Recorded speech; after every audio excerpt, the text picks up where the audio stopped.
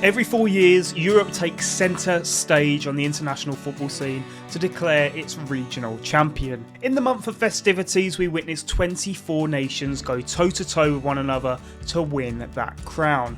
Hope, despair, relief, and a little bit of controversy reign supreme, and Euro 2024 was no different. Ladies and gentlemen, join me as we transcend back through the recent past to uncover the whole story of UEFA Euro 2024.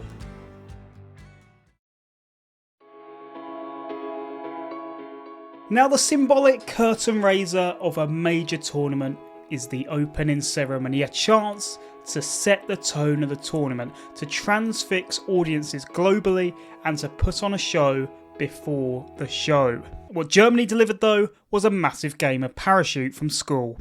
It somehow managed to look like the most coordinated lack of coordination ever seen. Fortunately though, the opening game was just around the corner, and what a start it would be. Germany 5, Scotland 1, a new European record for the biggest opening game victory. A near perfect performance from our host Kroos, dictating from deep, Musiala and Wirtz popping up all over the place with tantalising footwork, Havertz leading the line like a seasoned pro until he was replaced by Füllkrug, who maybe exceeded his performance with one hell of a thunderbolt. Scotland on the other hand, their match peaked at the anthems, a beautiful rendition of Flower of Scotland belted by droves of kilt wearers. But in terms of the match performance, I mean, what on earth were they thinking?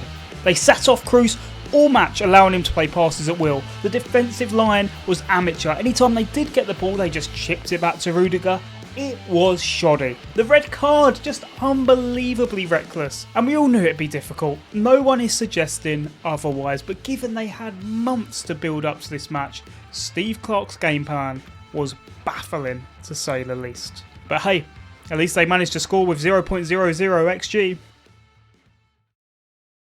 Day 2 opened with the arrival of Hungary versus Switzerland. Now, all the Johnny-come-latelys come out for the opening match, but these matches are the ones that separate your Toni Krooses from your Barnabas Vargas. And to be fair, we were treated to a splendid match. Hungary were many people's dark horses, but they started incredibly poorly when Kwadko Dua opened the scoring on just his second cap for Switzerland. And it got even worse when Bologna's Airbisher curled in a delicious effort for 2-0 right before half time. Hungary needed a goal, and before long, they found one, as that man Varga opened his tournament account at the second time of asking. However, it wasn't long until Switzerland poured out their tournament weapon of Bril Embolo, firing into the net with just seconds to go.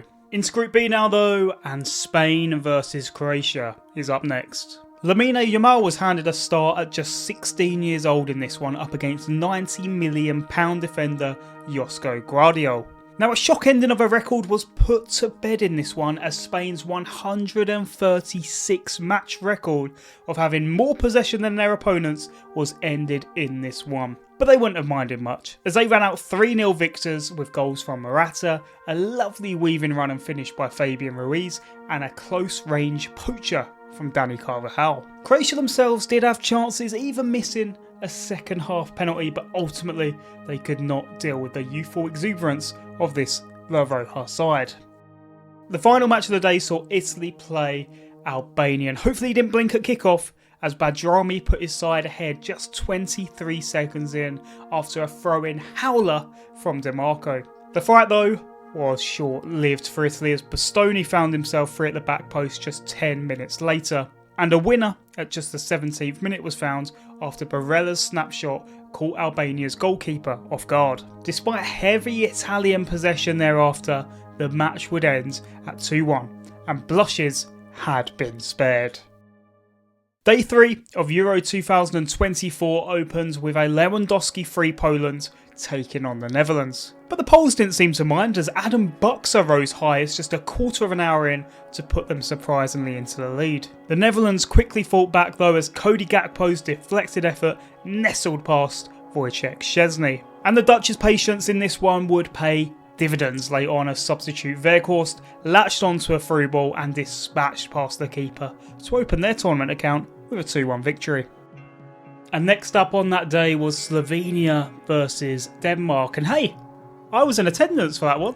A booming atmosphere from the Slovenes, who celebrated every tackle, header and pass like it was a decisive goal. But unfortunately, a switch off at the back allowed Christian Eriksen to pounce in his first match since his cardiac arrest in his previous Euros match. Despite this low, Slovenia never fell out of this match, and as Sesko rifled the post, momentum was building. A corner whipped in at the back post landed at the feet of Erik Jansa, who fired in goalwards, and it deflected in, creating this raucous atmosphere.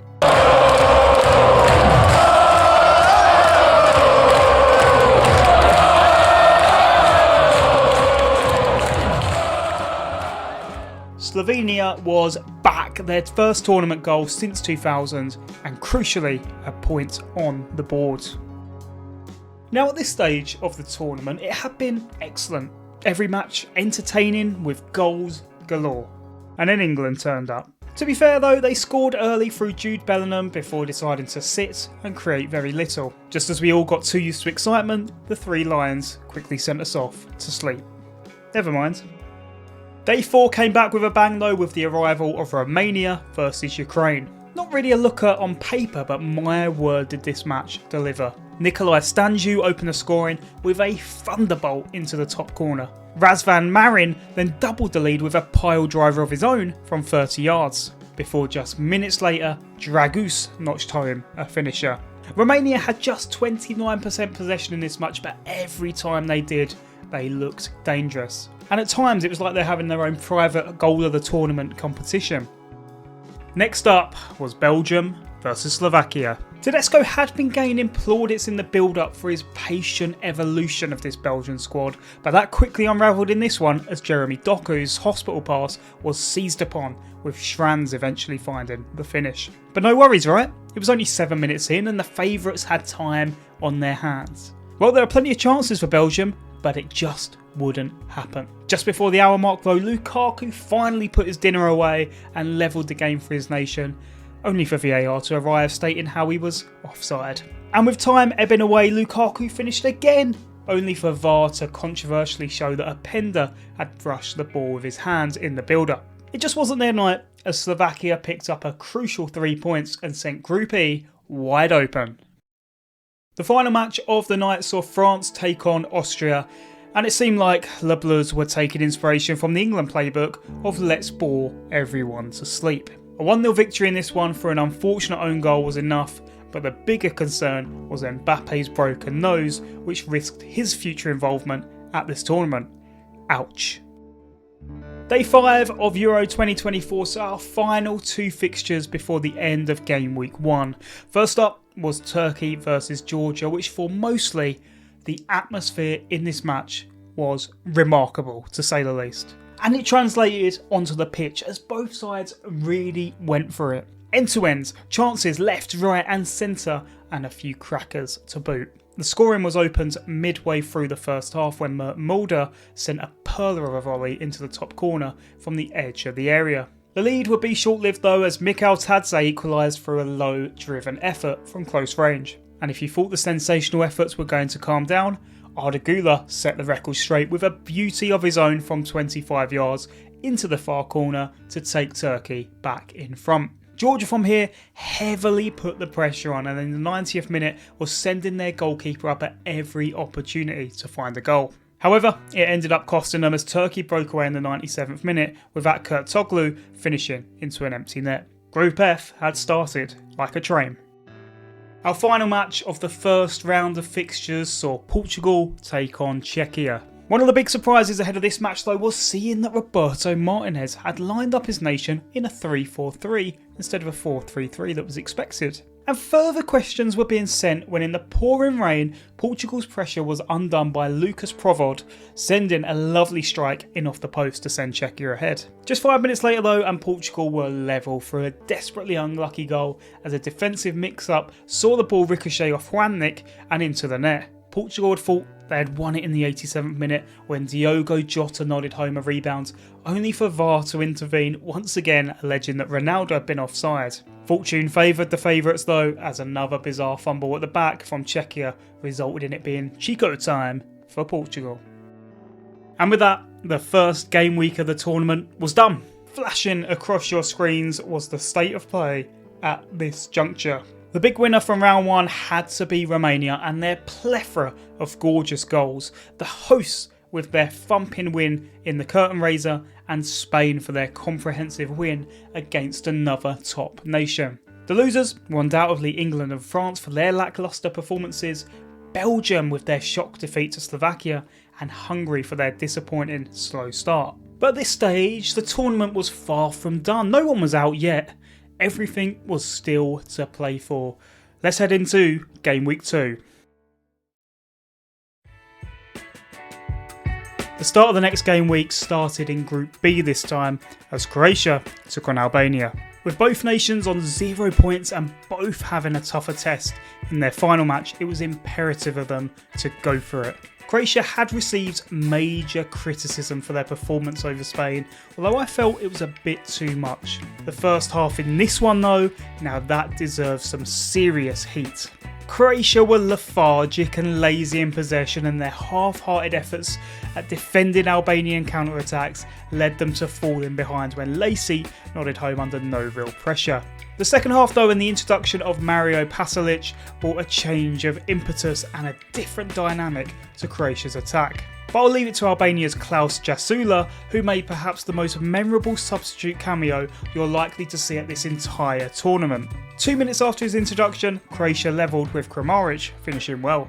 Another 2 minutes later and that man Jasula turned the ball into his own net, putting the red and whites ahead. But his afternoon was not done there, as in the 90th minute he arrived late into the area and finished past Livakovic to draw the game level in incredible circumstances. Yet still he wasn't done, as in the 97th minute Modric found himself bursting through the centre, only for Jasula to come across, clean him out for one of the most perfect of tactical fouls you'll ever see. One yellow card, one own goal and one crucial equaliser for this 34-year-old as we got the next game week started in a hell of a style. The hosts were back up next, this time donning pink and purple against the rather crestfallen Hungary. But in this one, Marco Rossi's men started far stronger, causing issues and creating chances. Yet a defensive lap from Orban gifted Musiala the opportunity to put his nation ahead in his hometown. Again though, Hungary pushed and opportunity spiraled, but the likes of Szoboszlai could not find an equaliser, and in the end they were punished when Gundogan scored from one of his trademark box-crashing goals. The hosts were through with a game to spare, no worries for them, but Hungary was still downtrodden. To end the day, Scotland were back in action, looking to right the wrongs of opening night against a Switzerland side who were excellent in their first match. The scoring here was opened by Manchester United's Scott McSauce after Fabian Schär decided to ignore his goalkeeper and take matters into his own hands and net. Scotland though couldn't help but drop an error of their own as a combination of Ralston and Hanley gifted Shaqiri an opportunity, who promptly did what Sherdan Shaqiri does and bag beauties at international tournaments. A score draw was good enough for the next round for Switzerland, but Scotland would need a result against Hungary in the next game week. Day 7 of the European Championships kick-started with a ex-Yugoslav clash as Slovenia took on Serbia. Now, I want to place on record just how impressed I've been with Slovenia's tactics. They play a 4-4-2, the only nation to do so that is both defensively solid but also excellent in transition. And it caused their opponents no end of problems, particularly in their first half, but the game remained goalless. In the first match, Slovenia's goal came from their left back.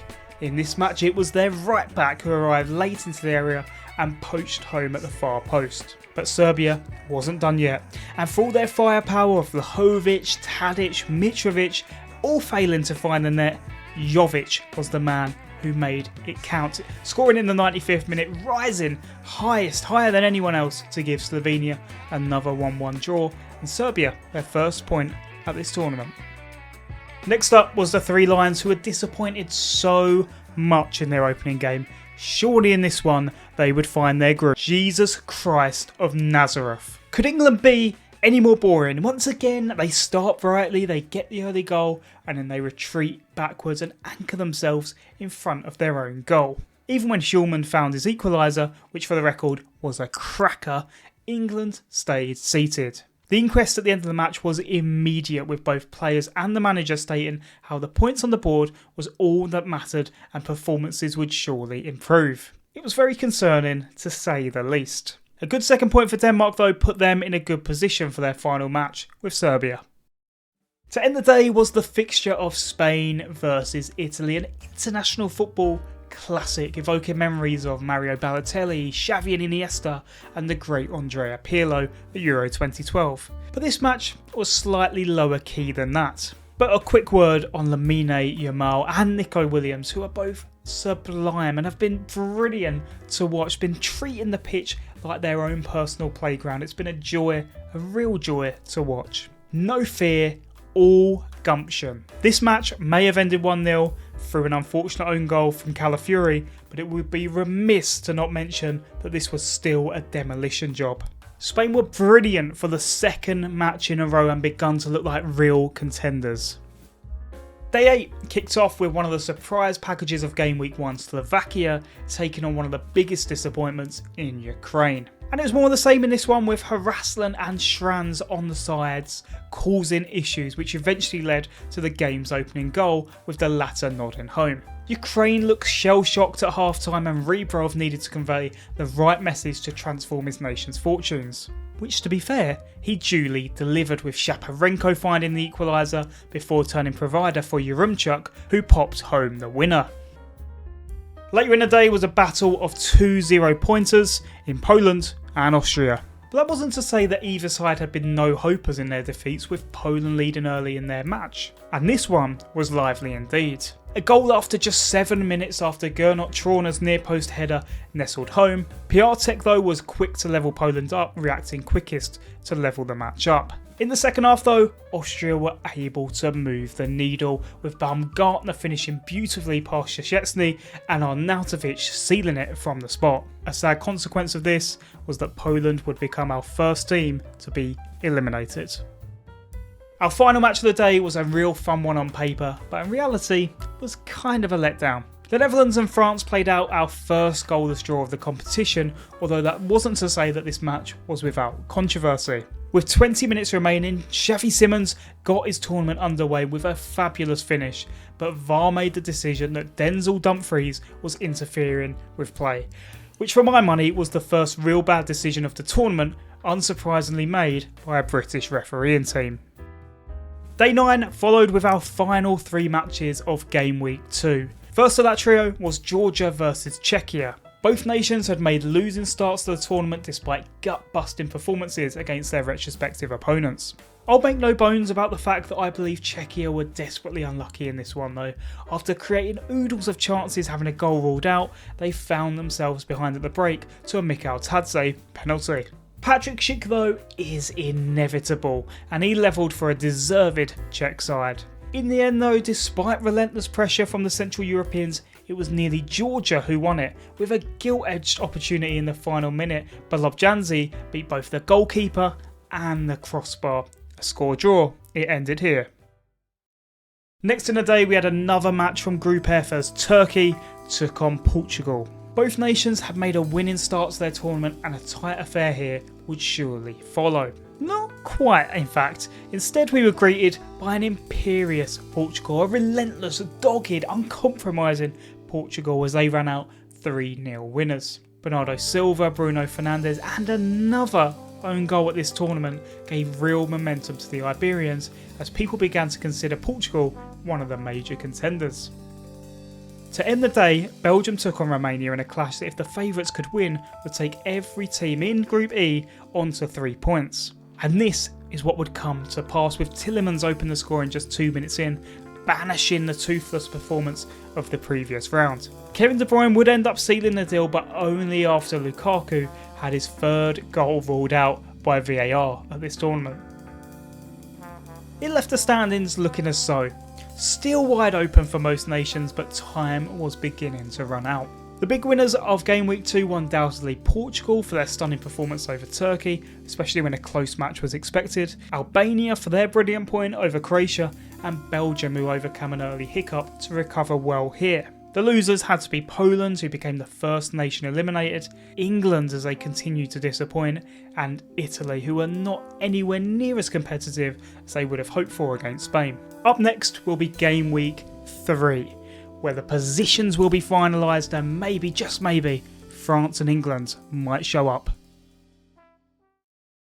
Day 10 opens with the conclusion of Group A. Germany were taking on Switzerland and just had to avoid defeat to finish in top spot, while Scotland took on Hungary, both of whom needed victories to keep their tournament hopes alive. Coming first then to our hosts, and they made tough work of this matchup. Dan N'Doye had been lively throughout the tournament and put Switzerland surprisingly ahead in this one, and crucially for the moment, top of the group. Germany threw the kitchen sink at this one to get back into it and just about avoided slipping into second after the firefighter of Niklas Füllkrug equalised in the 92nd minute. Germany would win this group, Switzerland slotted through in second, and meanwhile deep into injury time it was Scotland 0, Hungary 0, where both sides needed victory. In the 99th minute, Scotland had a corner that was whipped in dangerously, fumbled around inside the box but was ultimately cleared by Hungary. However, this meant a break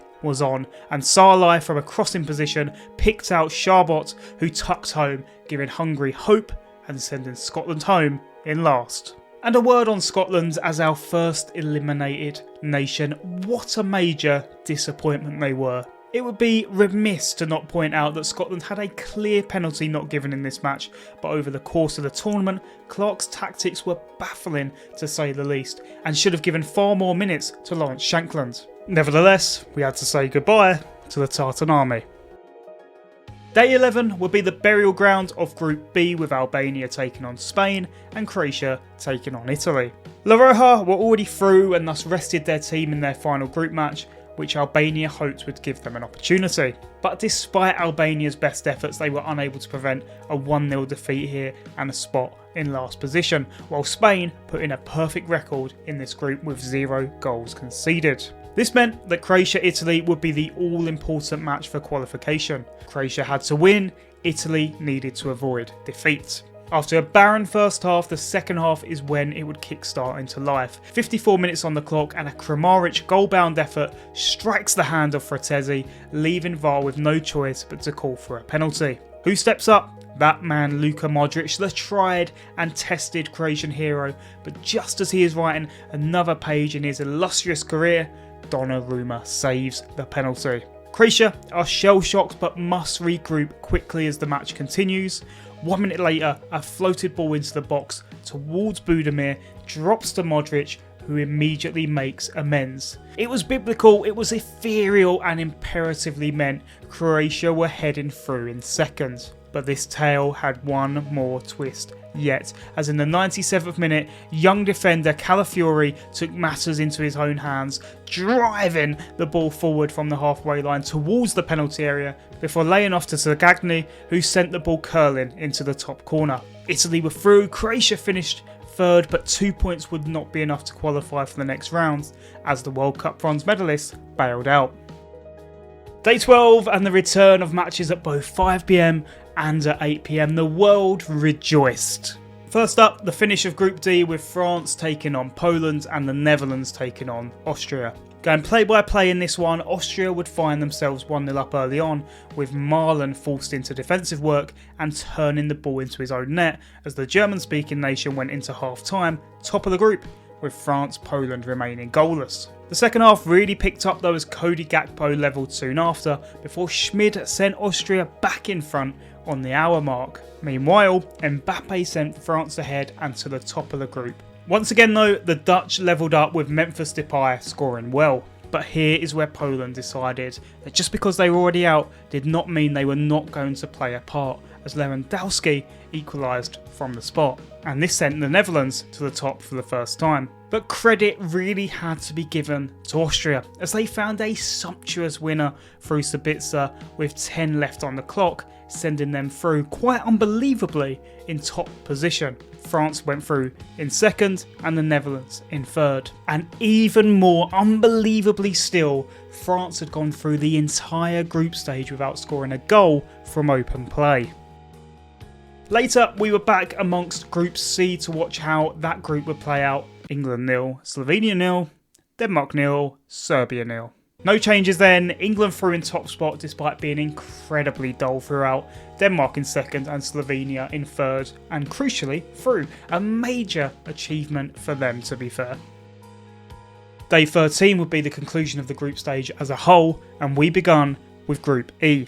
Now a reminder of how the land lied with every nation on 3 points and goal difference being the difference maker. Ukraine had to win, Belgium had to avoid defeat, and a draw would be enough for both Slovakia and Romania, who were playing one another. Here, Duda got Slovakia off to a flyer before Marin pegged Romania back from the spot. Elsewhere, Belgium and Ukraine were evenly matched, and that's how it ran out. 2 draws and Ukraine became the first nation ever to finish bottom on 4 points at the European Championships. Massive success for Romania, who won the group. Group F would round out the group stage as a whole, where we saw Portugal top on 6 points and guaranteed first, Turkey on 3, whilst Georgia and Czechia shared 1, with both nations needing a win. Georgia had the unyielding task of beating Cristiano Ronaldo's Portugal, but when Kvaratskhelia sent his nation into the lead just 2 minutes in, celebrations were groundbreaking. Czechia meanwhile gave themselves an incredibly difficult task as Antonin Barac picked up a second yellow just 20 minutes in. As both matches entered the second half, Turkey would find a goal through Hakan Çalhanoğlu, and then Georgia did the unthinkable as the striker of the tournament so far, Mikhail Tadze, doubled Georgia's lead, causing an eruption of cheers from the crowds.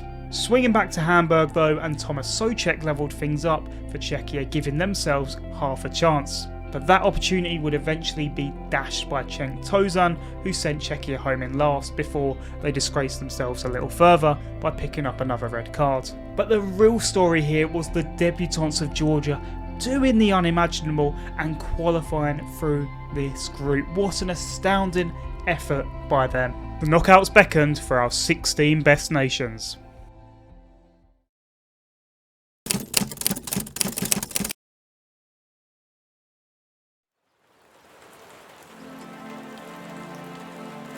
We arrive then at the round of 16, and more poignantly still, at the moment where matches won or lost are critical to survival. We opened up with an informed Switzerland taking on a tactically fragile Italy, with Calafiori suspended, Inke Mancini, as well as a slew of other changes for the favourites. Switzerland themselves saw fit to start Breel Embolo despite his fitness woes, and he missed the first major chance of the game having been played through, but it needn't be of concern as Freuler teed himself up and volleyed home, and any hopes of an Italian second half revival were quickly slumped as lax marking allowed Vargas to curl into the top corner to double the Swiss advantage. And from here, Italy couldn't rescue anything. Scamacca went the closest, striking the post, but actually it was a rather comfortable performance for Switzerland, whose momentum was gaining traction. A poor campaign from Italy, Spalletti could never quite get the tactics right, and performances were lacklustre on the whole. Later on, the hosts returned to action in Dortmund, taking on a Denmark nation that was somewhat uninspiring in the group stage. Die Mannschaft thought they were in dreamland just minutes into the match when Schlotterbeck nodded home, until it was spotted that Kimmich had blocked his marker in the most overtly deliberate way you'll ever see. But aside from that, the first half was uneventful. Well, except maybe the torrential downpour with thunder and lightning that halted the game for a quarter of an hour. Yeah, that wasn't meant to happen, but some fans didn't mind.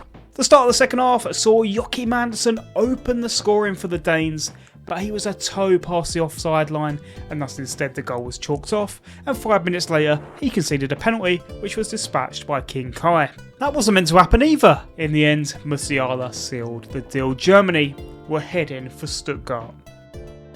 Next up was England versus Slovakia. The Three Lions had performed terribly in the group stage in spite of topping the group, and here was a chance to make amends. Slovakia, on the other hand, had been giant killers already against Belgium and found themselves in front early here when Schranz prodded home from close range. Now Southgate's men may have dominated possession, but chances were few and far between, and fans were left bewildered by the lack of substitutions when it felt clear it just wasn't working. Yet somehow a miracle landed named Jude Bellingham in the 95th minute as a long throw thrown into the box was overhead kicked into the bottom corner. England celebrated with the hubris and the fanfare of a nation that were massive underdogs, but they were actually the tournament favourites. In extra time, a Tony flick on was nodded in by Kane as Southgate's blushes were spared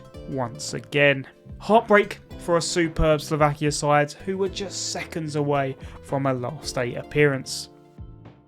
Spain-Georgia rounded out the weekend for a place in the quarter-finals. Now it was a remarkable effort for Georgia to have made it through the group, but they went one better in this one when they took a lead just 18 minutes in. Spain though stayed composed, they were excellent in the group and maybe even better here, eventually recovering to a 4-1 lead with goals from Rodri, Nico Williams, Dani Olmo and Fabian Ruiz, who for my money at this stage was the player of the tournament. Despite this defeat though, these Georgians were heroes. Sadly the extra rest for Spain as well as the thinness of their squad proved detrimental, but nevertheless their legacy had been secured. The following day we were greeted with a great clash on paper, but in reality it was actually rather underwhelming. France, like England, have been boring as all hell throughout this tournament, and that didn't change here as a Jan Vertonghen own goal with 5 to go spared us extra time, with both sides underwhelming. The late game saw Portugal take on Slovenia in what was expected to be a simple walkover for Martinez's men. It ended up being anything but, as the stubborn underdogs defended for their lives, dragging the match into extra time. Halfway through said extra time, and Jota was knocked to the ground, resulting in a Portugal penalty that was rather unbelievably saved by Jan Oblak. And with 5 minutes to go, it looked like Slovenia were about to win it, only for Sesko to fluff his lines. The first shootout of the tournament would have to separate these two sides, and they did, with Diogo Costa saving all 3 penalties and Ronaldo dispatching at the second time of asking. The Portuguese train hadn't yet derailed, but it was beginning to show signs of decay. Our final day of last 16 action began with Romania taking on Netherlands. The Yellows had been one of the fan favourites from the group stage, but this match proves very quickly to be beyond their grasp. Cody Gakpo opened the scoring with a nice cut-in and finish, with Marlon adding 2 in the last 10 to run out comfortable 3-0 victors. There were fears for the Dutch before viewing this one, but in this game they were emphatic. And finally we arrive at Austria versus Turkey, a very strong candidate for the match of the round. Given the immense achievement of Österreich winning a highly contested group containing both France and Netherlands, expectation was there for them, but just 1 minute in and Demiral poached home a scramble in the penalty area. Chances were rife for Austria to get back into the match, but it was the centre half of Demiral who was at the double to send Turkey into dreamland. Austria would halve the deficit shortly after through Gregoric, but Mert Gernok was on another level, denying Baumgartner from close range with just seconds left. As we've seen in 2002 and 2008, when Turkey turn up, they have the ability to go really far, and here the last 8 beckoned for them. As quick as it came, the last 16 was over, as the tournament whittled itself down to just 8 nations. Many of the likely lads were present, with a couple of surprises in Switzerland and Turkey. England hadn't yet shown up, nor had France really, and many at this stage were considering maybe the winner of Spain versus Germany as the most likely candidate. Nevertheless, the quarter-finals were next. Just 7 matches remained between now and the end of the tournament, and the first one up was of significant interest: Spain versus Germany. Now, I've been clear in my affection for España at this tournament so far. I think up until this point they've been the best team, and Fabian Ruiz has probably been the best player. But taking on the hosts of Germany would be an almighty litmus test of fortitude. For the grandiose adjectives of the build-up though, it was a rather drab first half, with La Roja just about edging proceedings. The second half opened up though, and just 6 minutes in, Lamine Yamal acted patiently before picking out the run of Dani Olmo, who dispatched past Manuel Neuer. Here though, under the cosh would test the managerial credentials of the rather inexperienced Luis de la Fuente. Nagelsmann threw on an assortment of his Arsenal while Spain looked to shut up shop. And with a minute spare, who else but Florian Wirtz, the archetypal clutch player of 2023-24, with another late goal, this time for his nation, to add to his collection, sending this match to extra time. 30 minutes of rather open football surprisingly didn't lead to much in the way of chances until Mikel Merino leaps like a salmon, nodding the ball home with a minute to play, and promptly celebrated in the same fashion in which he scored. Spain were jubilant, Germany heartbroken. The match itself was not a classic. It wowed in a series of moments, but nevertheless, the best team at the tournament raged on. Which, by the way, is not an endorsement, because quite often the best team doesn't win the tournament. I'll leave it to the edit to dictate whether that was foreshadowing or not. Later on, Portugal took on France, with both sides having been disappointing in the previous round. Again here, this match underwhelmed. It wasn't for a lack of effort or desire on the part of the players, but instead to maybe a bigger problem entirely. I've had some choice words for France at this tournament, and England for that matter, because I expected more. But what should I have expected? Players have been squeezed dry for the consumer, and maybe we're starting to pay the price for that. The technicians aren't the players you want anymore, it's the ones who can run the most and stay fit. It's not criticism, but a fact. And in terms of this match, it finished in another 0-0 draw. Shoutouts have to be given to the centre halves of both sides: Diaz, Pepe, Saliba, Upamecano. At penalties, Diogo Costa could not repeat his heroics, as France finished all 5 penalties, and Martinez's decision to play Cristiano as his 9 all tournament was seen as a mistake. Saturday brought our final 2 quarter-final clashes, the first being England versus Switzerland. Southgate made a slight adjustment to his starting 11 with 3 at the back deployed. Now England were better in this one, they ran more, they looked more solid and compact, but again chances were at a premium. And for all their good work, when Bril Embolo pops home a goal with 15 to go, surely the luck had run out for the 3 Lions. This day though was not that day. Bukayo Saka cut in and picked out the far corner, kissing the post on the way in. And that is how the score would stay until penalties, where this is not the England of old, fearful of taking a spot kick, but instead a new breed that relishes seizing the moment, and that is what they promptly did. No looks, instinctive saves, and a Trent winner. Lovely. Finally, we arrived at the Netherlands versus Turkey. Both nations had been impressive in their round of 16 clashes, and thus both were feeling optimistic heading into this one. And it was the underdogs who struck first, with Arda Güler lifting a cross to the back post, with Samet Akadin nodding home. But to be fair to the Netherlands, they kept their cool in this one, bided their time, and eventually found a route back into this match. The equaliser arrived in the 70th minute when Depay sent in an inviting delivery, which was met with gusto by Stefan de Vrij.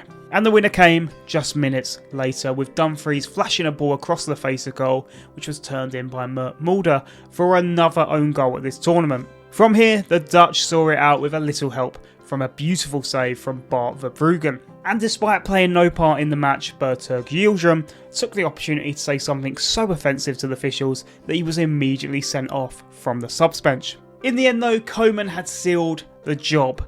They were heading for the semi-finals and a date with England. First though would be Spain versus France. La Roja were unequivocally, undeniably and indisputably the tournament's most informed nation heading into this one, whereas France were scraping through and had been rather disappointing throughout.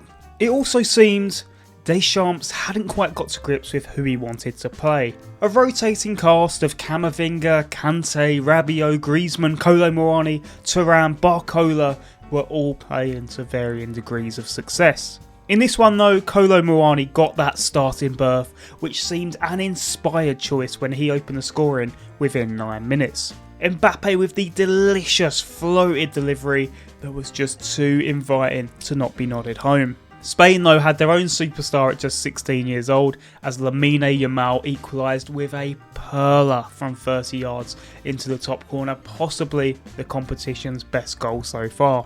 And the winner came shortly after too, with Dani Olmo controlling impeccably, shifting the ball onto his right foot and lashing into the bottom corner to send Spain ahead. From here, De La Fuente's men were calculated, they held possession well, starved France of chances, and the best team at the tournament now found themselves in the final. The second semi saw the Netherlands take on England. The Dutch had found themselves slowly improving after the disappointment of only managing third in the group stage. England meanwhile, well, their staying power was assured. Their penchant for late goals was clear for the whole tournament to see. In this one, the Netherlands took the lead early, Xavi Simons scoring himself a stunner of a goal as England went 1-0 down for the third straight match. But England, as they have done in the previous trio of matches, found a way back into it through a dubious Harry Kane penalty that I'll let you be the judge of.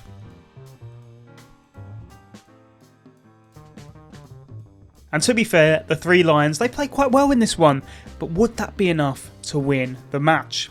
Well, as the clock approached 90, the substitutes of Cole Palmer with a tremendous through ball and Ollie Watkins with a touch and no-look instinctive finish sent England to Berlin. It was a magical moment, a real special way to win the game, as two players restricted to the sidelines for most of the tournament combined to give Southgate the relief he clearly expelled at full time. Spain will be facing England in the Euro 2024 final. We have finally reached our last match of the tournament, with the winner being declared the champions of Euro 2024. Now, before we discuss the match and of course the winner, I feel now is the best time for us to discuss the tournament as a whole, in order to give the victor the conclusion of this video as it so deserves. The Euros have been mixed, to say the least. The group stage, especially the opening two game weeks, were undoubtedly entertaining, England and France aside of course, with many of the smaller nations taking centre stage instead. The storylines were compelling, the jockeying for positions in the group was fierce, and we saw some truly memorable games. Romania's destruction of Ukraine, Albania's late draw with Croatia, Georgia's takedown of Portugal, and Austria's late dash to the top of Group D were all awesome experiences. The knockouts though, they have been far more lacklustre. Again, there were moments for sure. Bellingham's overhead kick, Diogo Costa's heroic, Lamine Yamal's tremendous equaliser, but many games came and went with little intrigue. The tournament ended on the second fewest goals at a European Championship since the turn of the millennium. And again, I will labour this point and state, is it any wonder? The demands on players are at their magnum opus in terms of footballing history, and maybe we're getting less than ever in our pursuit for more. On the hosts, well, they were certainly unfortunate in their own right, bailing out in the quarters given their good showing up until that point. But on the real issue of their ability to govern a tournament of this magnitude, again it was mixed. Germany certainly attacked the hosting with gusto, but sometimes missed the mark. Transport was often problematic with delays, lack of capacity and overcrowding, an experience I had first-hand account of.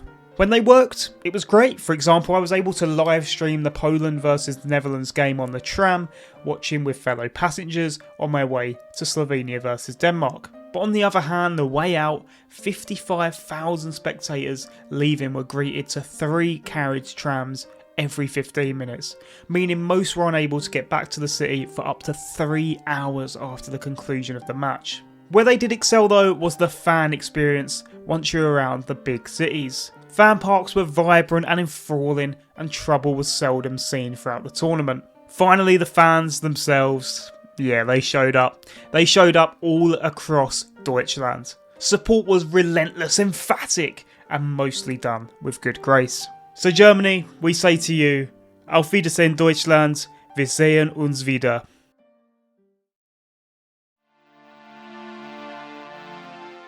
And now then, to the final. Maybe it's because of my country allegiance that I've dithered and delayed over talking about this match, but here goes.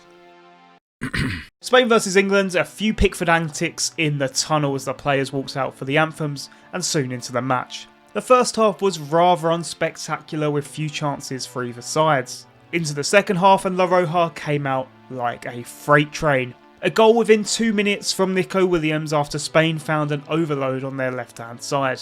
Finished coolly, and England for the fourth match in a row would need to come from 1-0 down. But actually, Spain kept the pressure gauge firmly on in the aftermath and were unlucky not to put England to bed. Southgate's team though is one of comebacks, and soon the semi-final heroes of Watkins and Palmer, they were on to attempt to salvage this match. And once again, they were pivotal.